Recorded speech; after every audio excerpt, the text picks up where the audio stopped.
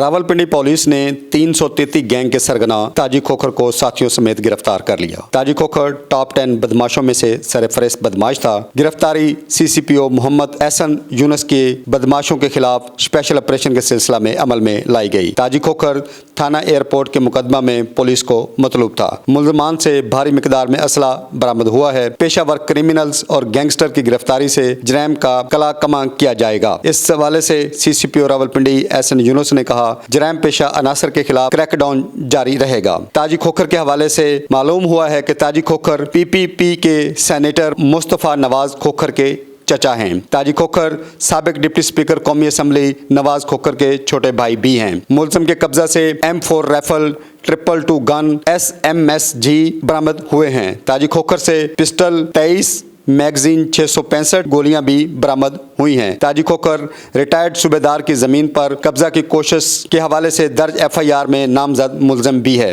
اس حوالے سے پولیس نے کہا ہے کہ ملزم سنگین نوعیت کے 15 مقدمات میں ملوث تھا اور ان پر قتل، اقدام قتل، پولیس مقابلے، قبضہ اور اشتہاری ملزمان کو پناہ دینے جیسے مقدمات درج تھے۔